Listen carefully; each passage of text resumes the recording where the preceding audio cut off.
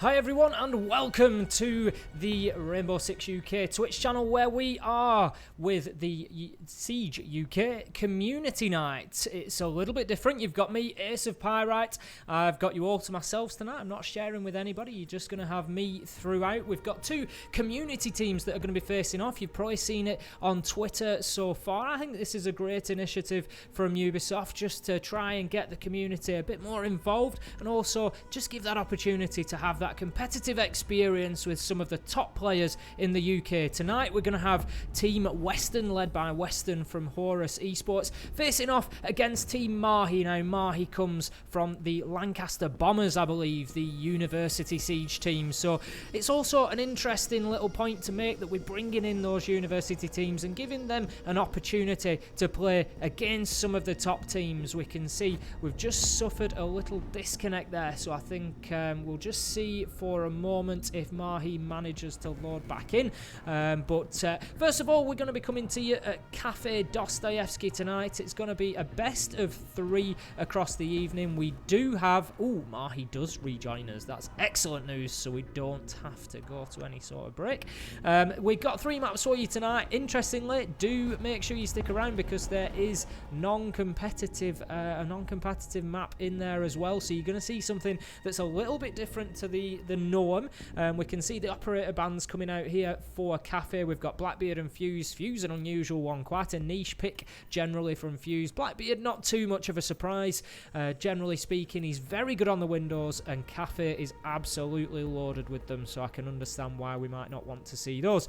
Tachanka, he's a bit of a meme pick, isn't he, really, for the show matches? So I think that's probably a target ban towards anybody who was thinking about bringing a Tachanka. And then Legion to finish things off. Legion, a very frustrating operator to play against sometimes and very, very useful. So that could well be a very good ban.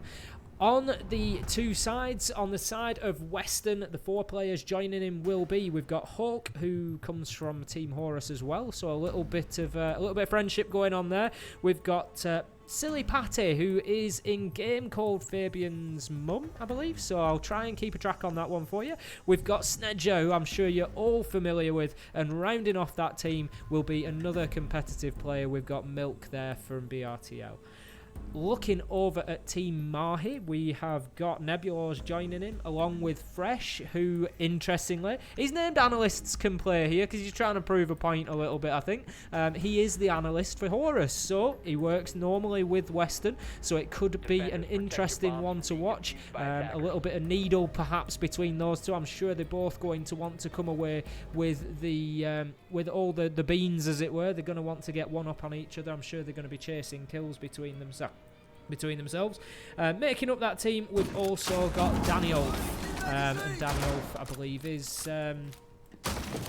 basically looking to get himself some gameplay clips for his video editing, I believe, looking at his Twitter. So we're in round number 1 here. There has been some suggestions of an early round 9 fight. I can see we've got the Nomad pick, so it looks like it's probably lined up pretty well. So what's going to happen here is all 10 players will meet up outside. There will be no kills beforehand, and then Nomad's going to place down one of those air jabs, and everybody will gather around it in a circle, will be blasted out a sort of specific distance away, and then the knife fight begins. It's knives only, and see who can come out with all the kills first. So we'll see what happens here. We've got the diffuser down as well as the marking point for where that Nomad air jab is going to be placed, and you can see now everybody will move on in as Nomad deploys the air jab, and now everybody gets blasted away, but Nebulos manages to stay on his feet. We can see a good start for Team Mahi there with 4 kills. Is this going to be a flawless knife round? No. Western is managing to battle his way back into it, but Nebulos will finish things off there,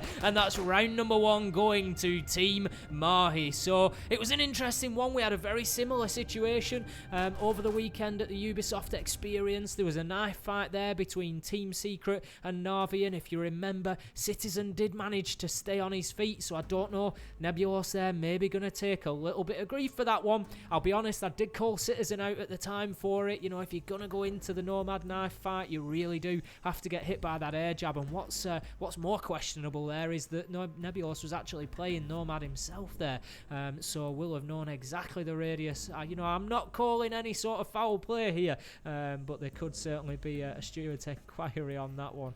So moving into round number 2, we've got an early little lead there for Team Mahi. Obviously nothing too drastic at this stage. We're only looking at one round. We are playing with normal ESL rules, so we will be looking at a best of 12, and then if we do finish 6 apiece, it will head into overtime. So we will, if you haven't watched any Siege before, I'm sure most of you probably have, but if you're new to us here on Rainbow Six UK, you will find that what happens is we're going to have a team that plays all of their defensive rounds first of all, followed by a team that plays all of their attacking rounds. So in this case, we have got Western's team, which is the orange team as you look at your screen. They're going to play out 6 defensive rounds first of all, with Team Mahi on the blue side playing out their 6 attacking rounds first of all. Once that has been finished off, then they will swap sides and they'll move over to the opposite of what they've just been on. So moving into the action phase now, we can see Hawk there just struggling to deal with the drone. I don't know whether that's glitched into a little wall or something,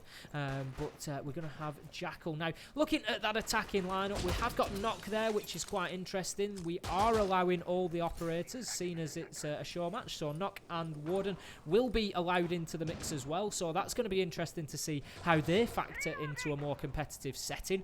Milk coming out with a good first kill there onto Cyber. Now, it's interesting to mention, looking at the other team, Cyber is a competitive player as well, so he is one that you will expect to maybe be picking up some frags there. Milk getting himself a second onto Mahi. Milk on a tear so far on the defensive side, having an absolute field day on the Ella. I'm not sure if both of those have come with the pistol, but it's certainly doing some work for him. Western, meanwhile, will get in and fight that back, get another one on the board with Nebulos, but Danny Ulf will get one himself. So that now leaves us 2 versus 4. We've got Fresh here on the Zafir, and we've got Danny Ulf on the IQ. So they've certainly got plenty of gadgetry left to fight this one, but it is going to be an uphill battle against the 4-man team Western, who are already looking very organised in terms of the defences here. They've got some good early kills to get themselves into the round, and they're now probably going to find themselves chasing around the map a little bit, because the blue team, Team Mahi, are not going to be too keen to get themselves involved here at 2 versus 4. They need to play this sensibly,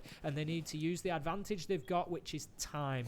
They need to use that time as best they can, but that's not going to help them as Milk gets in and finishes off the low hit point Daniel, and Western will get that final kill onto Fresh. So that's a little bit of revenge there for that first knife round, and that's going to bring us into 1 apiece now coming into round number 3. Quite interesting start to that one. Milk getting a couple of good kills early into the round, and that is something that they are going to have to stop over on Team Mahi if they want to be looking at getting a first round win here, or even get on top in this first half, which is always important. When you've got that defensive attacking switch, it can really change up the momentum, so you really do need to keep yourself close in that first half, if not get yourself in front, just so that you're not heading into your second phase and possibly losing a bit of momentum when you're already behind. We can see now we've got a 6th pick change there coming in from Fresh on Analysts Can Play. He's going to switch out from Zafir to Nomad. I don't think that's a terrible choice for Cafe. There is an awful lot of rotation available on this new Cafe. We've got no fewer than 3 staircases up and down the map.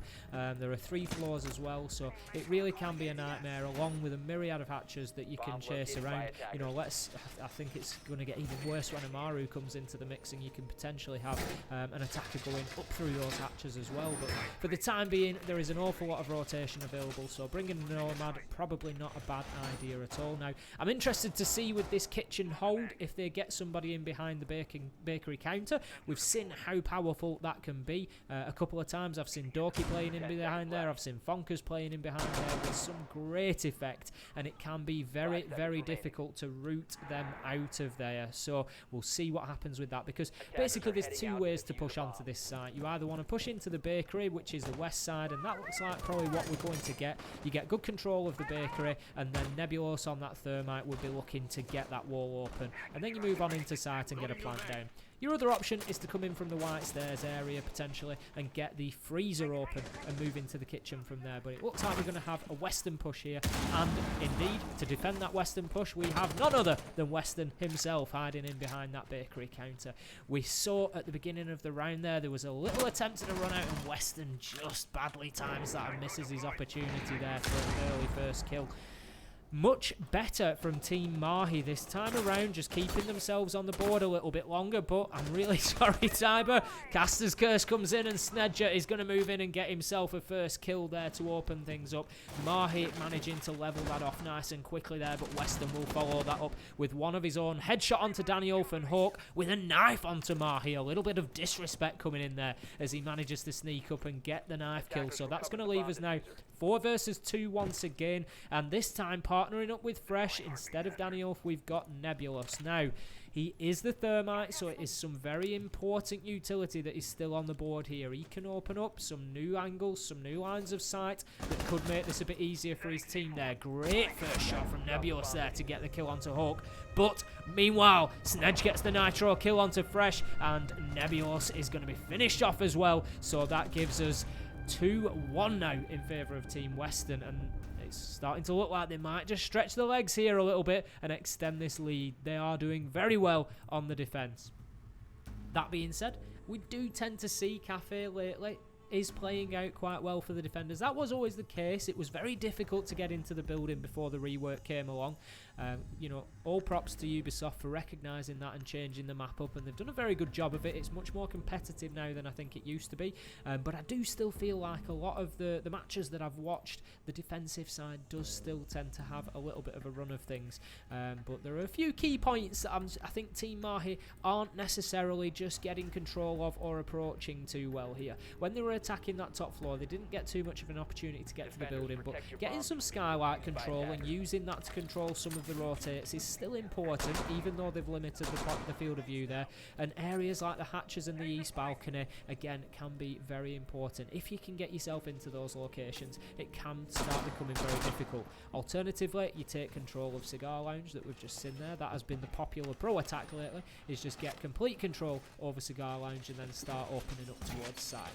But moving on to round number 4, we're going to see ourselves going to the split site now.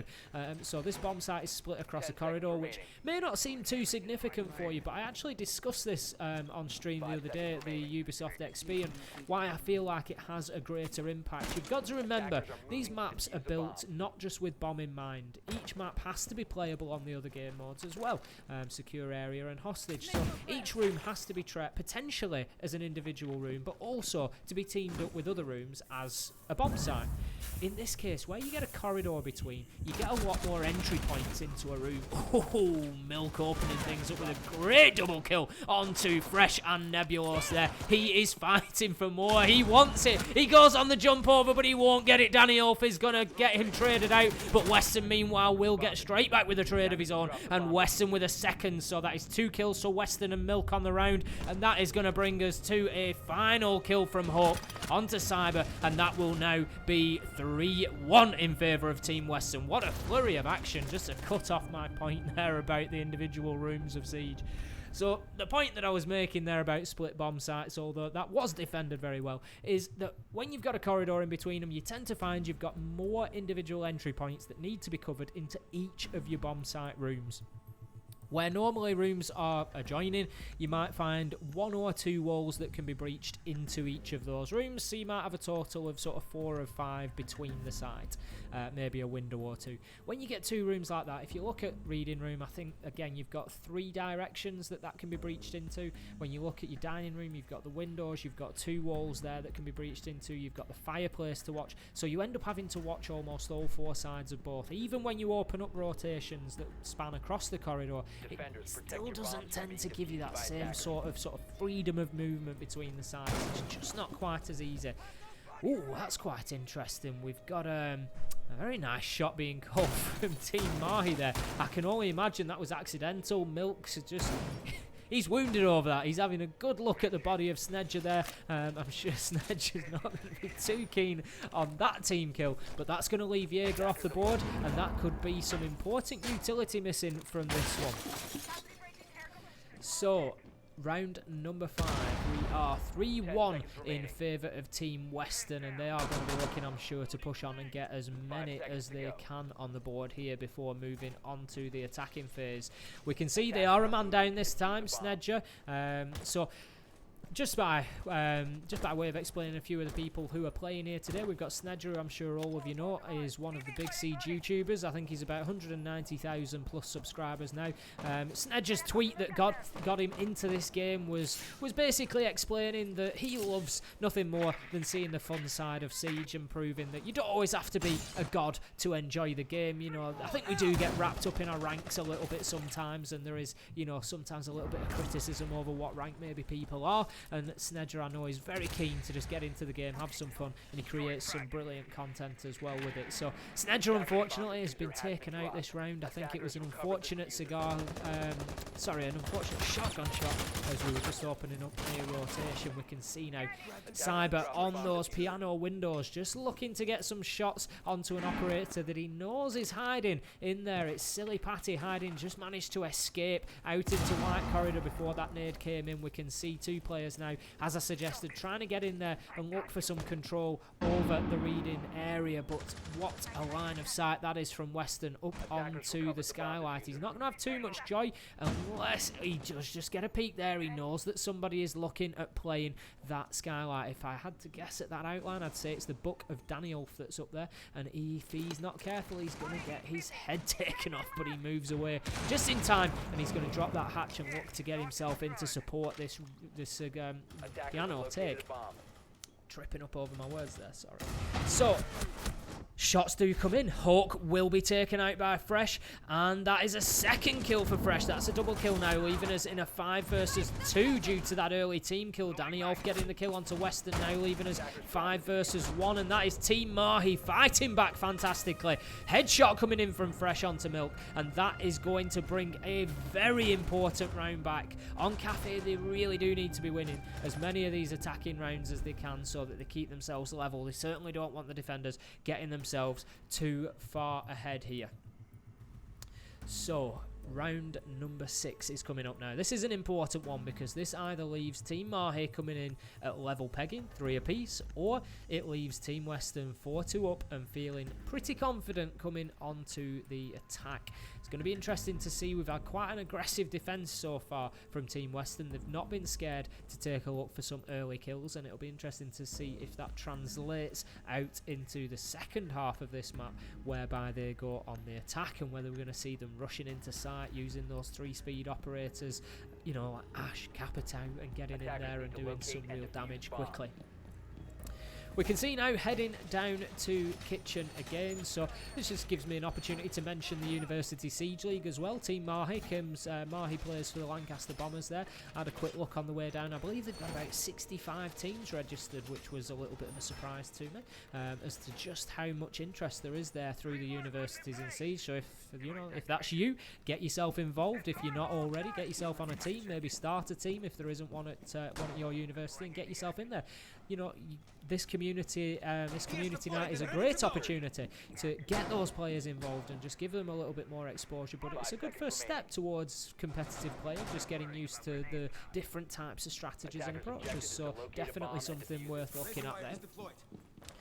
Team Mahi then, what do they have to do differently? Really, the attack there was, I think it was a little better paced. They got themselves into the building well, and they got themselves into the building in one location. Obviously, there is the option there that Snedger being off the board. Maybe Snedger is just making the difference at the moment. We're going to see. He's managed to survive through the preparation phase here, so we'll see how he does this round. But I think, to be honest, most of the kills so far have been coming in from Western and Milk. So we can see now Western on half health as well. There seems to be a lot of early damage going on here. I'm not sure. He's on the Jaeger, so that could well be from an attempted spawn peak. I think if Team Mahi have maybe got switched on, lost a couple of lives early, they're maybe just getting themselves keyed in and ready for those potential spawn peaks coming out. But we can see now Mahi getting himself in there, leading his team from the front, getting himself into the fireplace just to start opening up that floor. He's got the buck shotgun there. He's coming in with the ITA-12.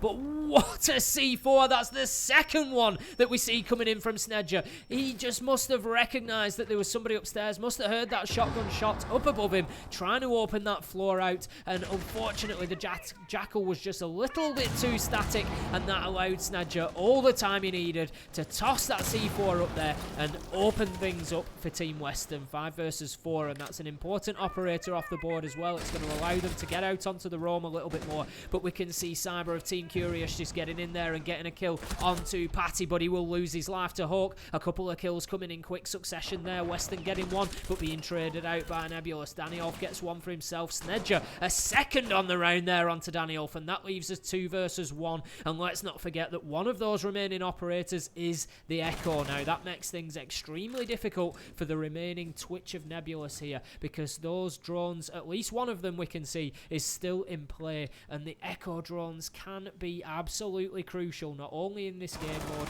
but in any late round push, just for the information they feed in. We can see the pings coming out there, and that's going to allow Snedger to start putting shots across. He's absolutely no stranger to a wall bang, I can tell you that. I saw him do it at the weekend over at Ubisoft XP, and he really is not scared. So if those pings keep coming out, Twitch needs to deal with this Echo drone, but in the heat of the moment they can be so difficult to spot with that active camouflage. He knows that Snedger is hiding, but oh, it was actually Hawk. My apologies. Hawk will get the kill as he reaches in there to try and clear the Echo out. He just comes out of his drones, he sees that he's coming, and there we go. Shots to the feet will finish things off. Great kill there. So that will be 4-2 on the half for Team Western, and I'm sure they are going to be looking to push forward now with a strong attacking round to get themselves into an even greater advantage. Round number 7 is going to be coming up very soon, and as we can see, Team Mahi now heading over onto the defence. Now we've got a Caveira pick there. Always interesting. I like to see Caveira, and we've, to be fair, got Caveira's sort of arch nemesis almost. I think we've got Knock on the other side there. Very similar operator in terms of sort of movement around the map and style of play. You know, looking to sneak around and get those kills without being heard, without being spotted. So we'll see how that one plays out. See if Snedger can do any good with her. Now, it's worth mentioning, you know, I did say earlier, Snedger is keen on showing the fun side of the game, but I did have a conversation with him at the weekend, and he was talking to me about the ESL Premiership and about the Pro League and other competitive play, and his understanding of the game is very, very good. Make no mistake about it. As much as he likes to have a bit of fun, he also is very, very keen on competitive Siege, and he has a very, very good knowledge and deep understanding of these maps. So it'll be interesting to see exactly how he can put Knock to use, because that's not an operator that we've seen so far in competitive play. She is, of course, still in the I can't remember what they called it. I think it was basically like a testing phase where the pros get about 3 months to work with them in scrims and see what they think in terms of competitive, basically to avoid a situation like Lion where an operator comes in and is, you know, significantly detrimental to the game. So that's still the case for Knock and Warden, so it's going to be interesting to see them used here. We can see Snedger there already moving and using that gadget, using the Hell Presence reduction system there, just to take himself off the cameras so that he can't be seen moving up to the map there. We've got Milk heading up to the top floor with Twitch. Best gun in the game for my money, the F2. Absolutely fantastic. Very controllable recoil. And if he can get himself positioned up on those windows, I know that Milk can do some real damage on the Twitch there. No surprise to see him taking that one. We can see just dropping the drone in there. He's just going to be feeding back information. He's just got a position on one Team Mahi defender there. We can see the hatches are open. We've got the Blitz of Western. Now, I tell you what, this makes me think that Team Western are really looking for a win here. They are certainly not messing about. He's going to go in and get rid of that alibi just to prevent his line of sight being blocked there. And it looks like he's got alibi of Danielf just at the other end of that corridor, looking to face off against him. He's got himself into a bit of a situation here. There's actually a line of sight down there through that soft floor from the hatch, and he's also sort of pinched really. He can't get himself away from the Blitz potentially, but Western has moved away from the door, so if Daniel fuses his head, he's going to get himself away from there quickly. Now that was a beautiful kill from Nebulous onto Milk, and that's just going to take his head off, and that is one of the important fragging operators that we've seen from Team Western so far. But Western will step up and trade that one out with a pistol headshot from the Blitz.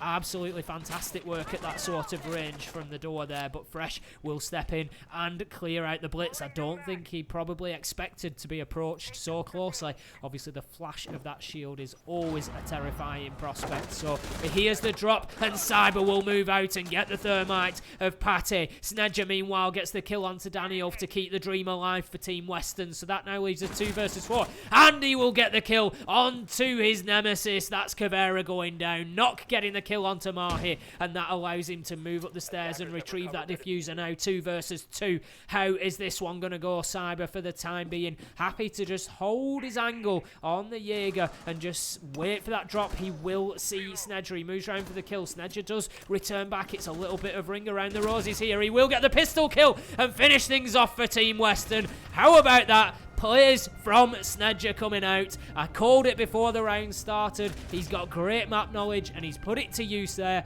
Just absolutely debating the Jaeger into moving around and managing to finishing that one off on the pistol kill. So that will put Team Western now 5-2 ahead as it stands. And this one has been a lot of fun so far. We've had that opening knife fight, which, you know, you're always going to get that in the show matches. They do like to meme a little bit.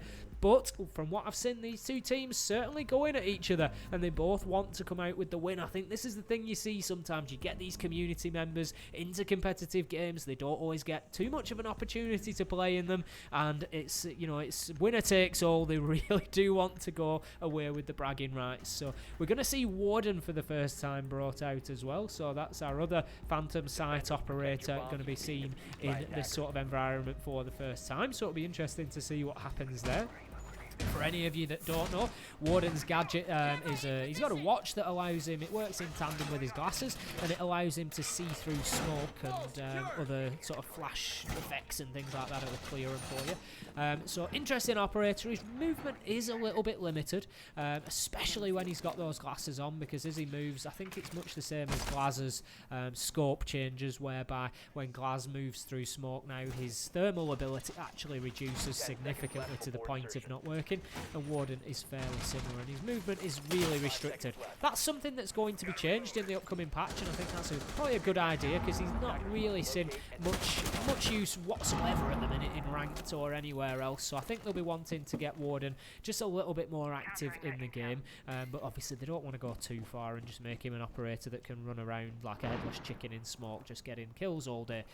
We can see Cyber there just looking for a spawn peak from that bar in the piano. He's just going to move away, and that is just clever timing from Patty there, just to back off and just allow those spawn peaks to clear themselves away, just to convince themselves there's nobody coming yet. That's all it takes sometimes, is just maybe sitting on your drone for a little bit longer, just sitting back in stone and just holding yourself back. It's sometimes difficult because you do want to rush into the fray and get yourself involved. I think Snedger there just signalling that he wants those hatches open. We saw the damage that he did from them last time, so I'm sure he's keen to get some progress made. The drones are now going to start coming out, and that's going to feed information for the fraggers like Snedger to get themselves in and start just rooting out those defenders if they can do. We can see Hawk up on that. We just can't see the feet there. Up on that skylight, as I suggested, important location, and he will get the kill from there. This is why it is so important to have a man up on the skylight, just to cut off those rotations. Meanwhile, Cyber will get himself a kill onto Western, and Fresh will... How about that? Get a return C4 kill onto Snedger. Snedger did get a kill twice with C4, so I'm sure that Fresh will be happy with that. But we see a quick flurry of 3 kills and a much better defense of top floor from the blue team Mahi there. So that's going to be a good round for them. And that's never an easy angle to challenge, really, the reverse angle onto Skylight. So that's a great final kill there from Daniel. Well played. Heading into round number 9, then we can see we're going to be heading to the second floor, fireplace and mining room.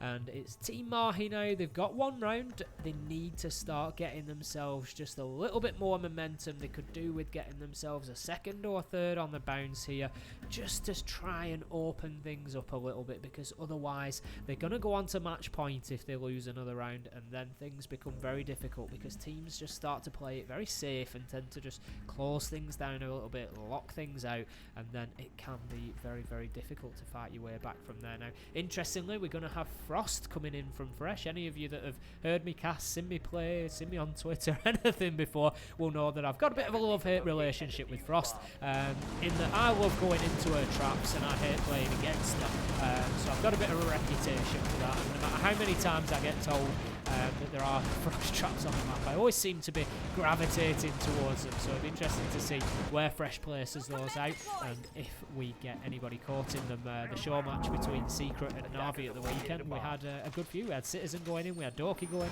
in, so making me feel a little bit better about the fact that I'm always in there as well. Not in bad company at all. So we can see, as would be expected, quite a heavy top floor presence here on Cafe for a second floor objective. The top floor is still very, very important.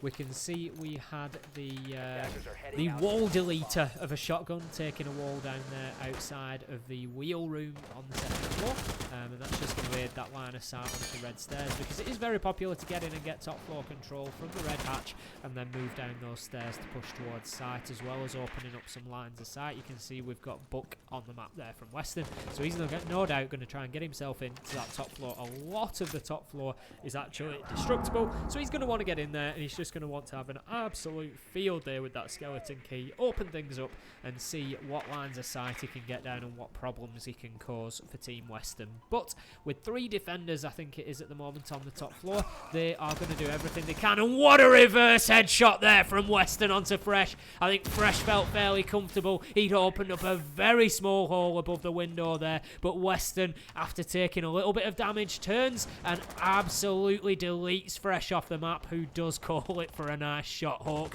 with a second onto Cyber, and Danny Ulf will take Snedger off the map. Snedger's just dropped off a little bit. He was pretty prolific in the last few rounds on the defensive phase, but he's not having the same success on the attack here. But we are 4 versus 3. We've got low HP on Danny Ulf as well. He must have taken some damage from Snedger whilst killing him. Nebulous getting an important kill onto Western there and just clearing out those red stairs. Hawk moving up and will trade that out for his team though, so we've obviously got some good comms going on here. Gets the kill onto Nebulous, but will have it returned from Mahi, still using that shotgun, and that's going to leave us now 2 versus 2. He does get hit by the Nomad, and that does give the signal to Fabian's mum that it is available. He is there on red hatch. The kill is possible, but what a rotation from Mahi. Must have already taken out the barricade there to allow him, and that is a lesson for anybody wanting to learn this map quicker. If the need is there for a speed rotate, that is always a possibility to get yourself back to this second floor site. As is quite normal in Siege, we see a bit of a slowing pace after so many quick kills. Each team just wanting to let things settle a little bit. They don't want to get too involved. They don't want to get baited anywhere. We can see Mahi moving around this map excellently. His transitioning between floors is really, really impressive. He's now left himself in a bad situation though, because Milk does get the kill onto the Vigil. That's going to allow him time to start to get the diffuser down, but he is going to bait at this point. Patty will shoot straight through her teammate. Absolutely not messing about there. Does get the kill on to Mai, and that was absolutely essential that she did. Now, I totally endorse team killing in that circumstance.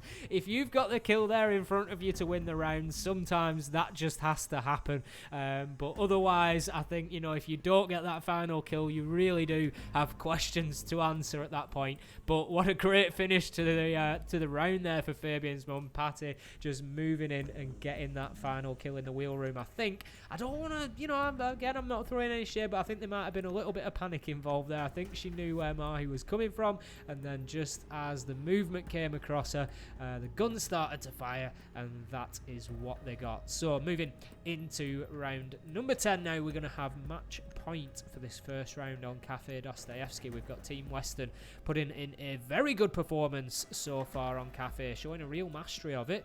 I will give you the teaser now for map number 2. Map number 2, we're actually going to be heading to Outback, so we are playing on one of those non-competitive maps.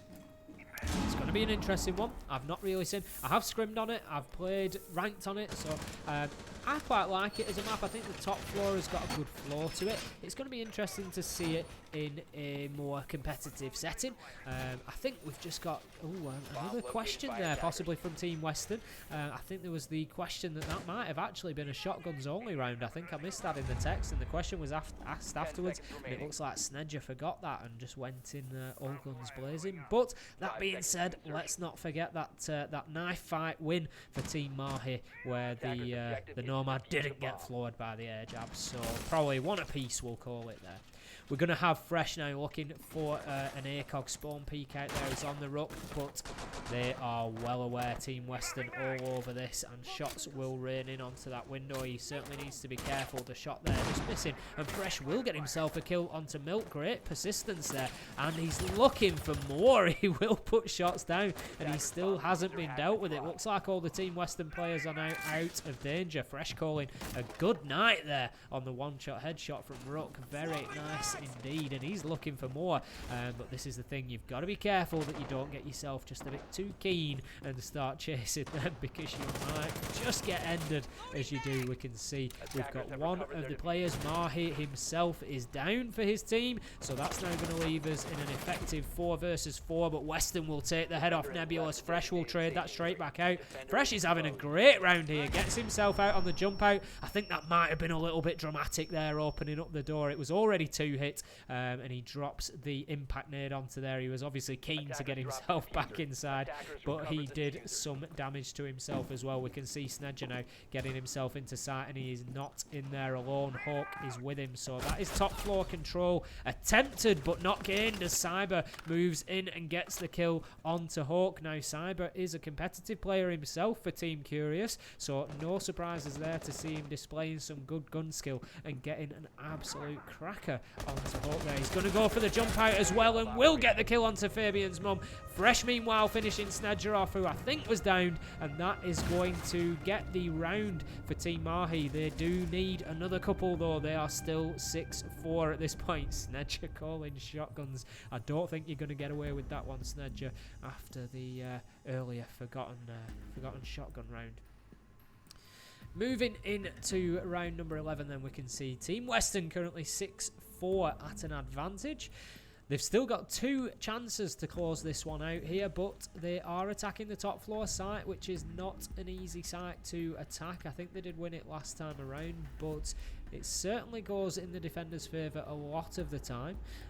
So it's going to be interesting to see if Team West, I think it's going to come down to the early kills. We've got Daniel this time bringing the Caveira, so that's going to be something to be dealt with again on the round.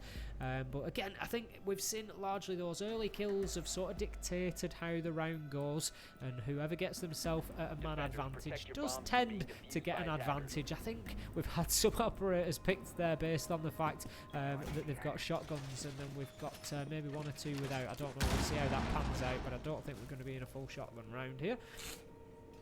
So looking towards the top floor now, we've got reading room just directly beneath.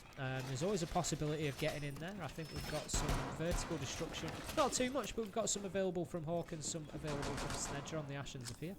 So that is an option potentially to root people out behind the bar and on that east balcony area. Alternatively, we can see we've got a lot of defensive utility being applied to the piano room now, so I'm sure that they're expecting a focus to come from there. I think one thing Team Western need to do is make sure that they all get to the building in one piece this time. They don't want Fresh just moving out and getting themselves a kill.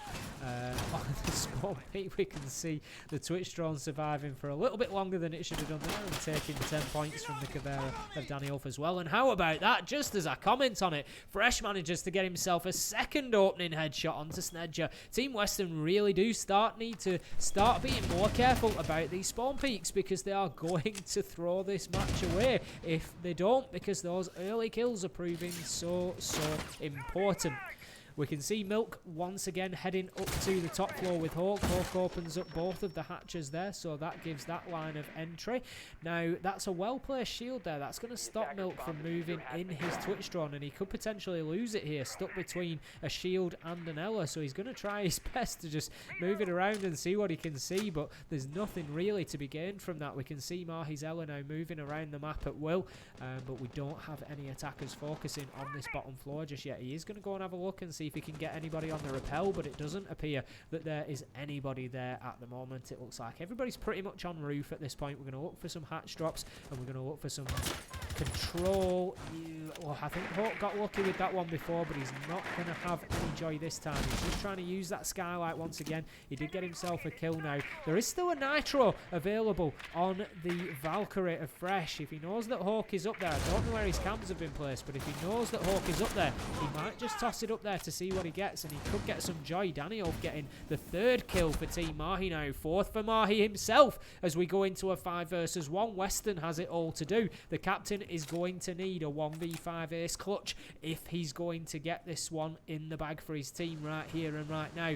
He's got time. He's got 1 minute 6 seconds. He needs to use this wisely and start breaking things down into 1 versus 1. He doesn't need to be chasing to finish those kills, but he will get a double. That's a great start. He's going to stop himself being flanked with the Nomad onto the stairs there, and he's now 1 versus 3. Obviously, Western, one of our competitive Premiership players, so if anybody's got the pedigree to do this, it is him. He's systematically moving through the floors. He's only got 40 seconds left now. The defenders might well have just placed themselves, maybe unknowingly, in very good positions. They've got themselves on the 2nd floor with Western moving upstairs on limited time. The pings are coming out, and he is about to get flanked here on the Nomad. Fresh will move up, but Western will see him coming. He'll get the 1st. He won't get the 2nd as Nebulos manages to beat him to the punch.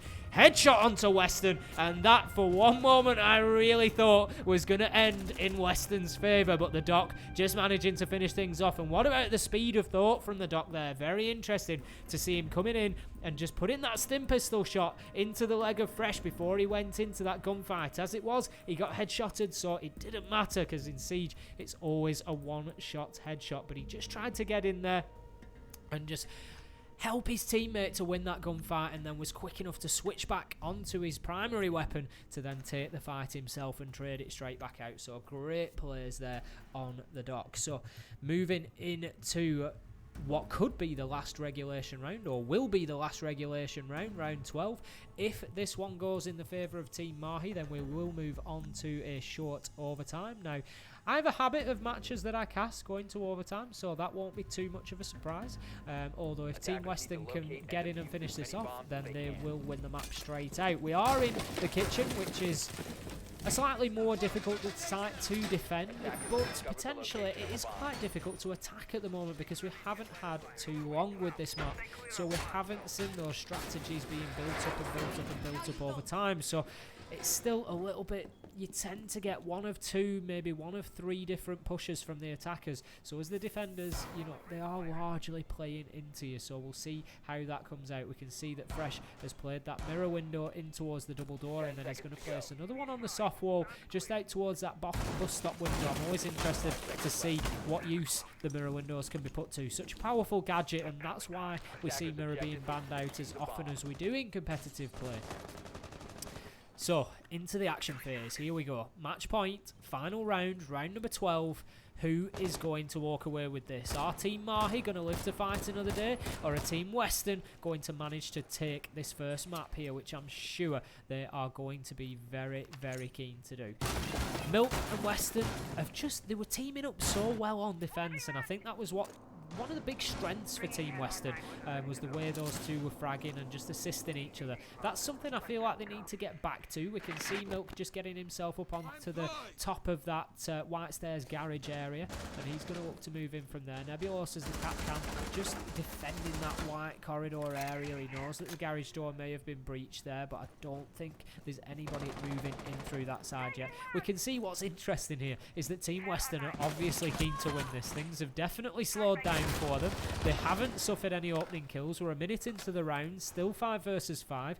Now, this mirror window is going to make things very difficult potentially because the bakery barricaded window has been removed. It's now boarded up, and that is exactly what I was saying. Cyber there managing to get the kill onto Patty, and that is going to take things in favour. And with the clock ticking down, things just got very difficult for Team Western to finish this off here. Team Mahi have just got themselves a distinct advantage. We can see a rotation coming through here. We've got Milk at the reading room door. We've got Snedger moving in to the VIP corridor area. Western will get himself a kill with that Dockerby machine pistol on to Mahi, so that now leaves us 4 versus 4. A minute 20 left to go. There is plenty of time on the clock, but Snedger will get a kill onto Daniel, so that brings it back in the favour of Team Western. They really do want to finish this off here. Capcan will take shots onto the Dockerby. Meanwhile, Western will get the kill onto Cyber. The C4 will be negated by Dockerby moving away. Milk moves in for a plant on the IQ. Meanwhile, Snedger does cover Western's back fantastically with a kill onto Nebulos. That is going to leave us now in a 1 versus 4 situation for Fresh. He can't get the kill. Western will finish things off with a beautiful headshot from the Dockerby machine pistol. Absolutely no messing about. That thing is a demon with recoil. He's controlled it well, and that takes the first map in favour of Team Western. What a map we've just seen. We've had it all. We've had great shots. We've had a couple of missed shots. We've had C4 kills. We've had a team kill. It really has been a fantastic first map. Look at that for Western coming in and just showing his quality there. 17 and 8 and 10 and 9 as the best for Cyber on the other side. So as I said, we will have map 2 for you very shortly. It's going to be Outback, so don't miss that one. We will be back with you in about 5 minutes with this Ubisoft Community Night.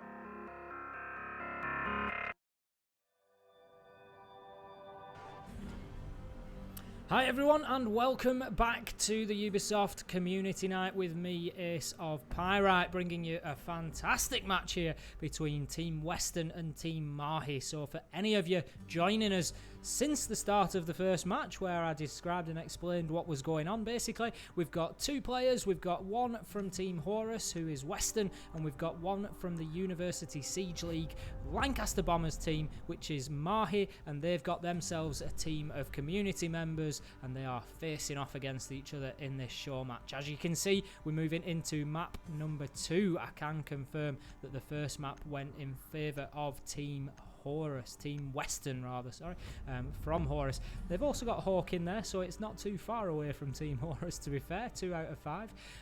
On their team, we've also got Patty, we've got Snedger, and we have got Milk, who is a player for Brittle. And they were very convincing, although they did have a little bit of slip towards clutching that match out. They did suffer a few losses towards the end, but they did manage to finish things off 7-5. It was a great match, went back and forward. We very nearly saw a 1 versus 5 ace clutch from Western. I think he got 3 of them in the end. Now, looking at the Outback bans, we've got Jackal being banned out there. He was an operator that was picked quite heavily last time out, so that could be a bit of a target ban. We've got Nomad coming out as well. Again, an understandable ban. We've got quite an open map, quite a few rotation options, so that will allow just a bit more of a roam game. And then Legion and Echo, no big surprises there, 2 stalwarts of the defensive bans. But these bans, we had Tachanka banned last time, and you know, it felt a little bit more memey, but I think the players now are just looking at this and thinking we want to win here. So it looks like we might be starting out with a knife fight again. Now, we won't have the Nomad knife fight, so we'll have the old-fashioned, or as my good friend Desertu would say, the El Clasico, line up against each other and then head in for the knife fight, I would imagine. But that gives me a good opportunity just to discuss the teams and the event as well. So we did a little bit of a thing on Twitter over the last week or so, which was the hashtag rookie mistakes. So do throw up any rookie mistakes that you have made in the Twitch chat. It'd be interesting to see what those are. I know one that Cyber said. Cyber's playing over on Team Mahi, and he said one of his rookie mistakes was that he kept running outside because he thought that's where the objective was. So yeah, quite a big one there. But I know we've all done them. We've all done those things, you know, that now you look at and you just think, what's going on? I used to get awfully frustrated. I'd barricade every entrance. I play secure. When we first started playing, me and XR Troika, I'm going to bring him down with me. So me and XR Troika first started playing back in Velvet Shell on the PlayStation. So we were console noobs to start with, and we used to play secure area, and I would just barricade every entrance in and out of that and get really, really unhappy if people took those barricades down. I was basically effectively building as a coffin. So that would be my rookie mistake. But yeah, do let us know on Twitter and in the Twitch chat if you've got any interesting rookie mistakes. I know we had one from Pengu. He used to go and clear out electronic devices because he didn't know if Thatcher's EMP did that. But we can see everybody getting into a line now. Everybody ready to go. I'm not sure if that clash shield is going to just be coming in to have a little bit of effect. We've got flash grenades going out. I think we are now underway. We can see Milk moving in, but Fresh will trade that off with 3 more quick ones coming on the side of Team Mahi, and Team Mahi will take the win again there. Fresh had an absolute field day, just calling in the good night in the chat there, and that is going to go the same way as it did on Cafe. But will the map overall go the same way as it did on Cafe? I'm sure Team Western aren't going to be too upset about losing the knife fight there. They lost it last time, and then they came back with a very good map to follow and won. We're going to see the reverse of what we did last time. We had Team Western on the defence with Team Mahi on the attack last time around. But on this map, on Outback, we are going to have Team Western attacking first. And we can see we've got an attacker lineup there of Buck Thermite, Ash, Twitch and Zafir going up against a defensive lineup of Frost, Mirror, now Kavera, Alibi and Jaeger. Now, just by way of introducing the teams a little bit more, I've discussed about Team Western. I think Team Mahi, we've got Cyber, Nebulous, Fresh and Danny Olf joining in. Fresh, I think most people in the Siege community will be familiar with Fresh. He is the analyst for Team Horus. absolute stats geek. He loves a spreadsheet. Does fresh. He did some really interesting work not too long ago, breaking down the likelihood of being placed on attack or defense first on ranked, and I think his stats were, reasonably calling a favour over onto starting on the attack, which many people have been commenting on, and I know that was something that went as far as the Siege dev team picking that up and having a look at those stats and saying that they would investigate that situation. So that's a bit about fresh. He certainly likes to get involved with the stats outside of Siege. I know he likes a bit of rugby as well. I think he's a Hull Kingston Rovers fan, I think. Don't quote me on that. Joining in, we've got Nebulous, who's a mixer streamer. Streams a lot of Siege over there. He's a competitive player as well. Cyber, he's a competitive player too, and Danny Ulf is making up their numbers, but he's far from making up the numbers. He had a good game last time out, and had a few good kills on Cafe that really helped keep his team in things. So that's Team Mahi, and on the other side we've got Team Western. As I've said, Western playing for Horus in his normal day-to-day. We've got Hawk, who is a content creator for Team Western. He's a Twitch streamer. I think he's got about 1,500 followers over there on Twitch and streams a lot of Siege. So that's he's got a good channel going there. And we've got Patty, who's an artist and a fan of Pro League. And then everybody knows Snedger and Milk. He makes up our competitive players, I think. So we've got 5 versus 5 still. A fairly steady start here on Outback. We can see we're on the top floor. Objectives are always going to be more popular, I think. More often than not, they're your first 2 choices here on Outback. We can see the Twitch drone not being taken out here, and Western's just looking to sneak his way in. This is a really interesting viewpoint to see if the Twitch drone just gets in. I think him moving away has given him the opportunity, and the Twitch drone of Western really doing its job there. That is an absolute big one, getting in there and getting that mirror window drop. That really is the holy grail as far as Twitch drones are concerned. If you can do that, that is some serious utility taken away, and it completely changes how they are able to defend that site. But how about that Cyber coming in? Everybody wanted to see the interrogation, and there it is. Team Mahi with an interrogation and taking advantage of it as well, with the runouts coming out. Nebulos will get punished for trying one, gets hit by the C4, but Danny Ulf manages to finish things out there with a kill onto Nebulos, just gets out and finishes the Ash off, and that was a great interrogation. It is probably, for my money, the greatest risk versus reward play that you will see in Siege.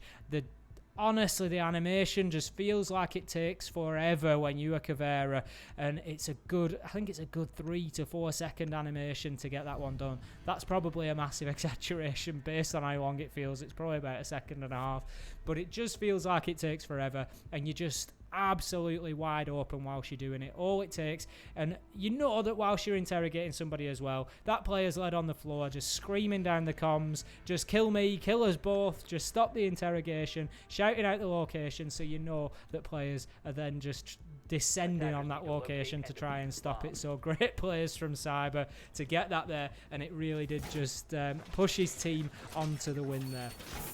So we can see coming into round number 3 then, Team Mahi taking an early lead. Outback does tend to be defender favoured from memory of playing it in ranked. I've not actually cast it in a competitive setting before. I've not seen it, so it's certainly interesting to see it played like this. I'd suggest we're going to have Fresh placing a mirror on the right hand wall there. That's why he's shooting out. So this just allows him to just watch back towards that site they've just played. He's going to basically hole himself up in party room. It's a location I've played myself, so you play a mirror there on the west wall. You play a mirror on the south wall where he's probably going to start shooting out now. Thank you very much, Fresh. Perfectly timed. So you play a mirror on those 2 reinforcements. One allows you to look towards that garage double window, and the other allows you to look out over the bull. So you're going towards the game room and towards that single window that's next to it. It's a very powerful location, and it's actually quite difficult to root out of. But there are a couple of things that really need to happen here in order to allow you to stay there and to operate correctly. And that is, first of all, they have to stop the Western Twitch drone getting in and open those mirrors. That is number 1 job.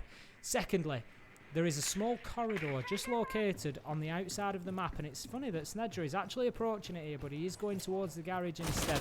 If he heads off to his right, there's a small corridor there known as Electric Corridor. we can see there that Mahi's playing in there, and I'm glad that somebody's playing in there because that is very important. Otherwise, you can get in there quite quickly and you can move in behind that mirror, and that is a very dangerous location. The second real danger location is Shark. So where we can see Nebulous on the warden there, he's playing out looking towards Shark, and he's going to try and defend that Shark and Bull area. And that's another important one. If somebody can move in successfully towards Shark and get themselves onto that door, it's an easy kill onto the mirror, and you can open up both of those black mirror gadgets. So those are the areas that they're going to be concerning themselves with. As we can see, and this is going to play into the mirror strat's hands, they're moving in towards game room, and Nebulous gets himself a fantastic 2-kill with another headshot coming into Hawk. That will be both of the Horus boys taken out in short fashion there as Nebulos gets in on the warden and puts that SMG to good work. The SMG-12 can be a tricky gun to control there, but he has done a fantastic job, and that leaves Mahi sitting pretty at this point on a 4 versus 2. We've got Snedger moving through on the knock, but again, just coming from that game room side, and I really feel to be successful here, you've got to pressure from the electric, from the Shark side as well, and that has not happened this time. We can see Mahi moving around on that vigil now. We will get sight onto Snedger, but will not get the kill. Snedger is absolutely one shot here, and Nebulous can see that the diffuser's down. He's going to be happy to challenge this with a shotgun, and if he does, it is going to be good night Snedger. He needs to move himself away. He needs to create some distance here. He cannot challenge onto a shotgun with the health that he has got. If he can get this at a corridor's length, perhaps, then maybe, just maybe, he can do something about it before the kill comes in onto him. That, however, will still leave him 1 versus 2. Snedger, I don't know if he's taking the competitive route here and just taking the opportunity to get on the team comms and plan what they're going to do in the next round. I don't think so, but Nebulos knows roughly where he is, but Nock's movement is very quiet, and it's obviously proving difficult for Nebulos to hear. We're going to have a fight break out, but Nebulos ultimately will put that shotgun to work. I'm not sure about Snedger's choice to move to the pistol there. I think if he goes on to his automatic, he's probably going to have a little bit more joy, but that will be the third round now going in favour of Team Mahi, and Team Western really need to be doing something just to break up the momentum here and just to change the flow of this game, because otherwise they are going to find themselves on the wrong end of a 5-1 or 6-0 half here, and believe me, it's very easy for that to happen on Outback, and I think that's probably giving a good example of why it's not being moved into the competitive pool at this stage. It's great fun for a show match. It's a map that I actually enjoy playing. I enjoy watching. It's quite clear cut off, and you tend to find that the battle lines are drawn and you have the attackers on one side of it and the defenders on the other. As we saw there, I suggested maybe a few attackers pushing from electrical corridor, pushing from Shark would just have helped to just speed that attack up a little bit, and also just to open up that path into game room, because then Nebulous, particularly on the warden, would not have been able to just sit around in game room waiting for players to push in there. So I think if you can get a little bit more sort of multi-directional on your push on this map, you sometimes have a little bit more joy. But that being said, it's certainly not a straightforward or easy thing to do. So we are now heading downstairs this time. We've got Fresh just moving around getting his Valkyrie cams out there. We've got Nebula setting up a Tachanka. How did I miss that one? We've got the Tachanka pick this time, and he's going to be setting up in garage there. So I think he's just debating this by leaving that wall soft just to maybe entice the attackers in, and then he's going to absolutely open up on them. I think we all want to see a Tachanka turret kill without a doubt, so let's see how that one pans out. We're going to have some quick progress from Weston here as he tries to get a drone inside, and that's not going to help the Tachanka at all, because they're moving in from the opposite side of garage to the one that it looked like he was waiting to watch, but he's actually relocated himself upstairs, and he's going to be playing with the clash of Mahi, but he has left his flank absolutely wide open from Shark there. If anybody can get themselves onto Shark's stairs, they will have a field day, and they'll probably get to Chanka and Clash, but it doesn't look like any of the attacking team of Team Western are heading in that direction yet. So I think we've got some sort of intricate setup between Clash and Tachanka here, whereby, look at that for a headshot from the Tachanka turret. He didn't even open up full auto. He just used it as a one-tap machine. Fresh will get another one onto Western, and that's going to leave us 4 versus 3 in favour of Team Mahi. But Patty says not today and gets in with a kill to shut Fresh down. So that is now going to be 3 versus 3. Quite funny. Now that looks like something that I might get criticised for from XR Troika every once in a while. He will know what I'm saying. I saw Fresh was typing just as he got headshot there. You've got to be careful. You can't be going in celebrating with the good night when you're not safe. And Patty moves in and gets a great kill there. So moving back a bit deeper onto site now, we can see Milk comes in and gets the kill for Team Western onto Daniel. They've still got the clash to deal with, which will not be easy. Milk is chasing down, just takes shots at an alibi decoy there and will be located. Does have support from the Thermite of Patty, and they need to team up and deal with this clash. But Mahi is actually playing this clash very well, keeping themselves away, not allowing themselves to be meleeed, because that will drop the shield. But Snedger gets himself in, gets the diffuser down, so we are now in a retake situation. We've got the Chanka shotgun coming in, but Snedger will shut that down. Meanwhile, Mahi switches over onto the SMG and gets a kill onto Brittle. That shield is now almost useless because it will get him nowhere. He has to get in, he has to get kills, he has to retake this site. That's the second of 3 onto Snedger. That now leaves him 1 versus 1. Just Patty to go. We've seen Patty in this sort of situation before, and she was very, very calm, very collected. She's just going to play a bit of ring around the roses, around the bomb, and will get the pistol headshot onto Mahi. Mahi so close to the 1 versus 3 clutch on the clash, but will not manage it today, and that's going to be the first round coming for Team Western. Will that be enough, though? Will that be enough to stop the flow of Team Mahi? They certainly need to get themselves at least 1 more back here. 2 would be ideal. If they can get themselves onto 3 apiece heading into the defence, I think we're probably going to see a Western win in 2. But is that going to be the case? There's so much to be played out yet, so much that we don't know. So heading into round number 5, 3-1 in favour of Team Mahi, and this one has got me on the edge of my seat now. It's really, that last round's just really fired it up for me. I have absolutely no way of knowing which way this is going to go now. Ying coming in with the kill, not the kill yet, sorry, coming in with a switch onto Ying. Away from the knock. Now, Snedger's played a lot on knock, and that can be difficult switching up in the mid-round sometimes, because you get used to the gun, you get used to the recoil, and you don't get much of a bigger change going on to Ying, especially if he's playing with the LMG. That is really going to mix things up for him in terms of recoil. But Ying, a very, very good operator again. Some great utility. A little bit more, not tricky, but a little bit different. No, Nebulos, you can't stick a cam to that. You've got to get it just to the side, just to the side. There we go. I think he'll get it this time. There we go.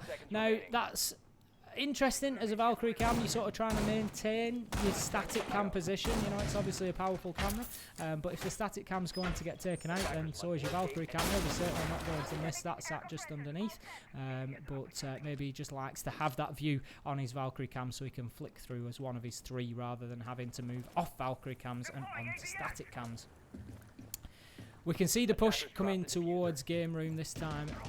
Is likely going to be from the Bull side, I think. We've got Hawk moving in on the shower side, potentially with Western. This is what I like to see. That was a great view we had there, actually. Snedger is over on the electric side and the Shark side. We've got Patty is going to be coming to support the shower side push, I think. But this is what I wanted to see. I just wanted to see the attack splitting up a little bit and just pushing from multiple directions. Western moves in and gets a good first kill, but Nebulous will move out and get a kill onto Snedger with the Valkyrie shotgun. So that's going to level things off. I'm not sure what Snedger was doing there. He sort of moved himself back out. Valkyrie moved out very sort of slowly and nonchalantly and was still able to get the kill there. Snedger just seemed completely taken aback by it. We can see Fresh using those mirrors, but Hawk is going to move in and get a kill onto Cyber. Now then, Western is down. Fresh is trying to approach and he's going to lose his life trying to get down there and finish Western off. Not an easy thing to do with Mirror. She's a heavy operator and you can really hear her coming. So no surprises to see him taken out there. We've got Nebulous being downed and finished by Hawk as well. So that is going to now be 4 versus 1. Team Western fighting their way back into this on Outback, and Western will move in, get the final kill onto Mahi. That's the Jaeger going down, and that now leaves us 3 versus 2. Western hates Cav, don't we all?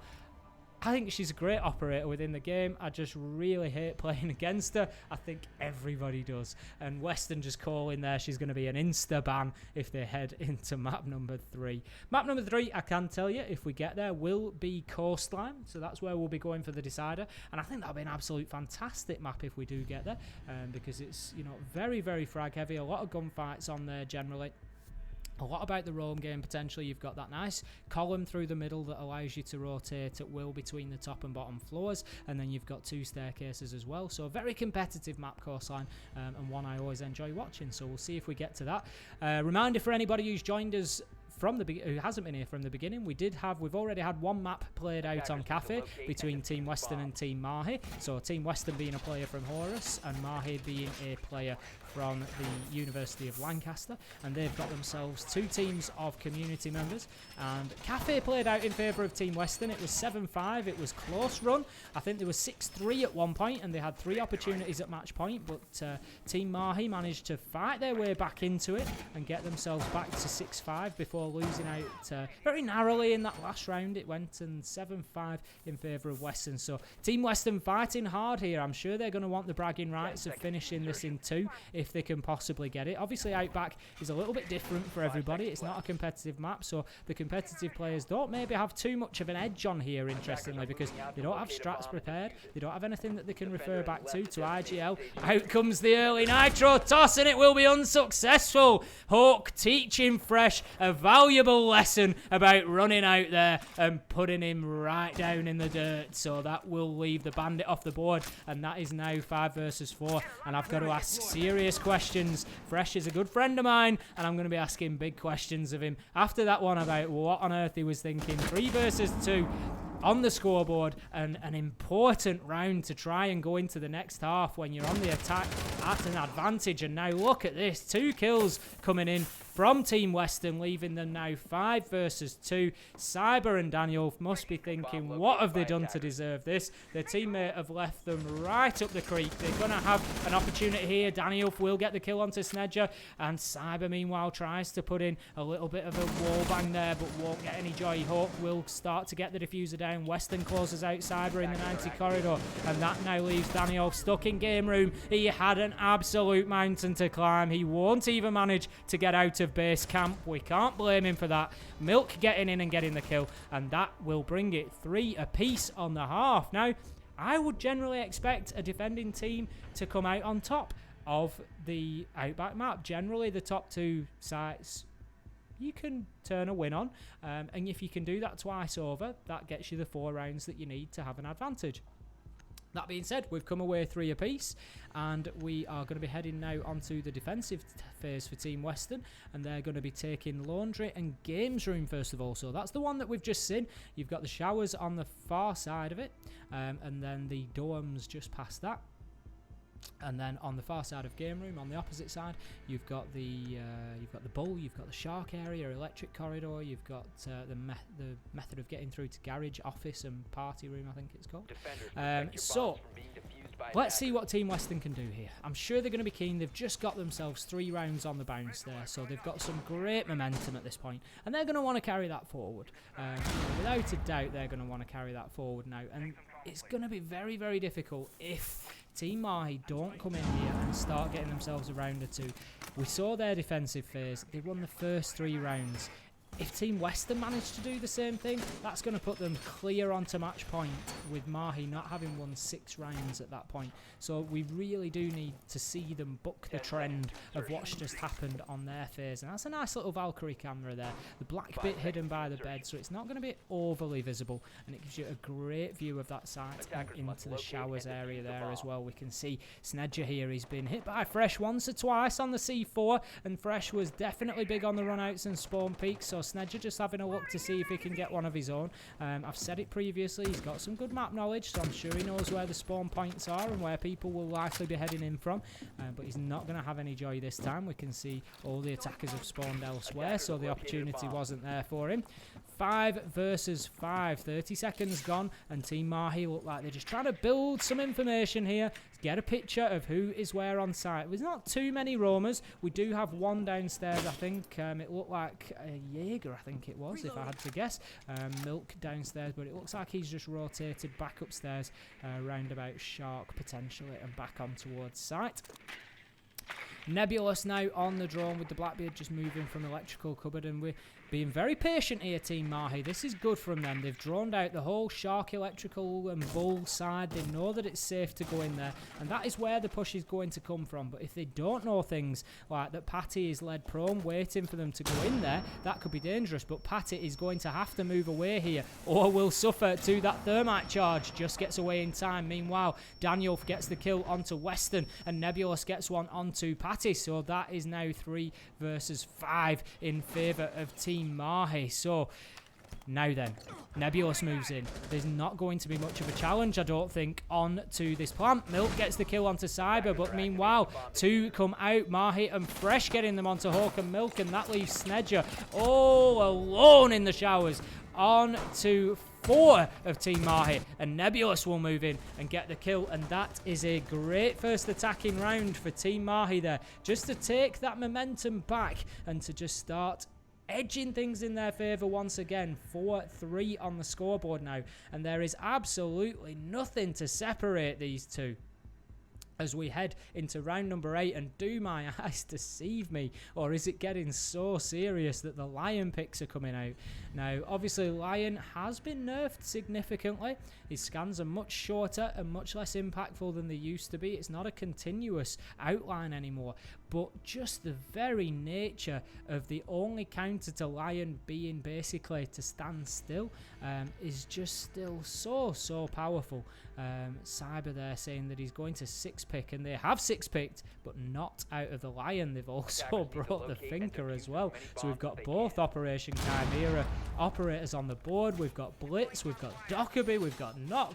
What a lie. I mean, some might call it toxic. I don't know. I'm not going to go so far as to say that, but it's certainly serious. Put it that way. It's certainly serious. They definitely want the win here, and things are gonna get interesting. I think Team Mahi just calling there that there might have been a bit of foul play over the shotgun round in the last game. So, you know, maybe they feel justified in bringing this operator lineup, but we'll see how much impact they can put it to. What we tend to see here is Lion scans and Dockerby calls coming in together and being timed to just sort of chain together and prevent the defenders moving around too much. And then you put on the Thinker boost, and with his super speed and extra health, Blitz goes in and just decimates everybody. So we'll see if that's what happens. We can see everybody is approaching together on the attacking side. They're picking a little used window there to filter in from. We've got the Dockerby is the only one heading in the opposite direction. There goes the Thinker charge. There goes the Lion, but Patty will do a great job taking Flash off the board as the Knock tries to move in silently upstairs. That was well predicted from the Alibi, and that will be kill number 1. Cyber, however, will get a headshot onto Snedger, so that is the Lion Vector being put to good use. Milk, meanwhile, puts Frost's, I think it's semi-auto to great use. Hawk with a headshot onto Daniel. Cyber on with a kill on to Milk. Hawk getting one of his own, and Patty will finish that off. Absolutely no fear shown from the defenders there. What a round. I really thought that was going to go more in the favour of the attackers. That just shows you how not to meta, exactly as Weston says in there. Maybe he was dishing out some last-minute advice to his teammates on how to deal with that one. But that's going to just stop, again, any momentum that can be gained from Mahi there. They got themselves 1 on the board, but then Weston have managed to come back and put 1 right back. So that's going to be 4 apiece as we head into round number 9 then. And I think there's a suggestion there that a few of those operators are potentially going to be banned along with Goyo as we head into the new season as well. A little discussion obviously about the Ember Eyes operators that will be joining us soon. We've got Amaru and Goyo. Amaru is the repelling attacker that can move in through windows, up through hatches, and sort of all around the walls. And she's just going to really speed the game up massively, I think.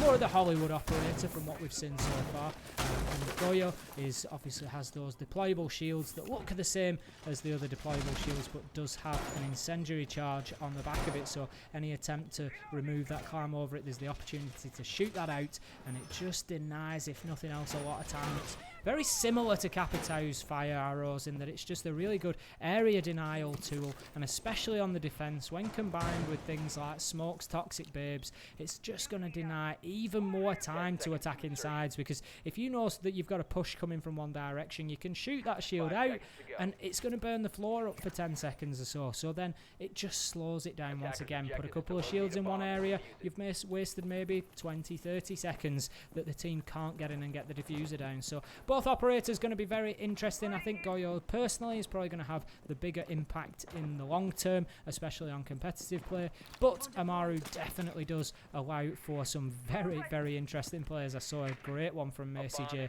where he managed to get the diffuser down. It was in the lockers site on bank, and then he managed to get himself up through the hatch and defend it himself. Very interesting use of Amaru with that one.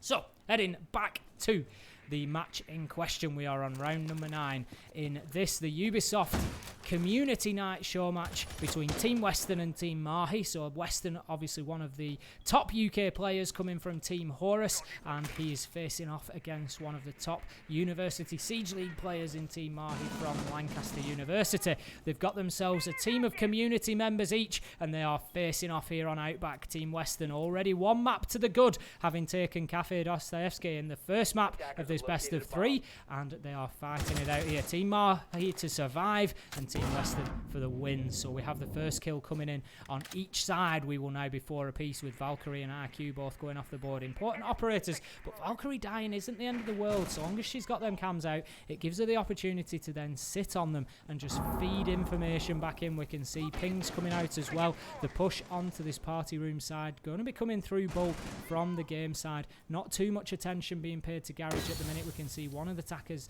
down there below as well, but otherwise it is primarily coming from the Shark and from game room side. Western will shut down part of that push with a kill onto Mahi, so that takes the Gridlock off the board now. Gridlock not picked so much today. Milk moving in with a kill onto Cyber. Nebulous trades it back out, but Western will trade that one back out in a real switch as we get the 3-1 now, and kills just bouncing backwards and forwards from team to team, and now it is all up to Buck. Fresh has got a real job. He sees the head of Western, but he sees it is all he can do as the shots come out. Western is trained in, ready to go, and puts Fresh to bed. So that will be another round in favour of Team Western, and that puts them ahead for the first time here as they go 5 versus 4 now. Let's see what they can do from being on top. They've not had that opportunity so far, but they will have to move down onto the first floor now, which is a little bit less popular than normal. So let's see how they do with it. We're going to see Smoke. We've really not seen a lot of Smoke play so far today. That's one thing to say. It looks like we're going to sit Spick, so we're not going to see any more Smoke play. Pulse is a great operator for this site. There's a lot of soft ceilings. Potentially the attackers are going to look to move in and take top floor control. We've seen Snedge have 2 C4 kills on Cafe as well already. So if he can get himself in underneath, put that pulse heartbeat scanner to good use, he might have an absolute field day here, and we might just see some more C4 nitro kills from him. That is one thing to watch out for. We can see a little bit of backwards and forwards. I think Fresh just commenting there about tweets going out from Omerta. There's definite Horus back and forward here as we've got members of the organisation on both sides of this match, and currently the bragging rights look like they're going in the direction of Western, but we will see how that all finishes off. We've seen bigger turnarounds than this in Siege. That's the beauty of the game, is that you just never know how it's going to go. You never know which way things might just turn on their head. You know, this is a difficult site to defend. If the attackers can come in and get a win here, that might really change things out for Team Mahi. We can see an attempt at an early nitro toss from Snedger there, but he will not be successful. We've already seen that attempt come out from Fresh as well. Fresh and Snedger seem to be having a real battle backwards and forwards with the C4 tosses. They've both killed each other with them, and they've both tried those run out C4 tosses, but neither had any joy to date. We can see the clash being brought on this site, which is something that Team Mahi did as well, and it was to reasonable success. They did end up losing the site, but the clash was actually played very well by Mahi and did did hold off the attackers for about 30-40 seconds, being able to get the diffuser down, but there just wasn't sufficient support there with him, and that's something that's very important for a shield operator in general, but particularly for Clash on the defense, is to have somebody working alongside her that is in a supportive role, because as much as Clash can feed that information out and give pings and give information back to the team,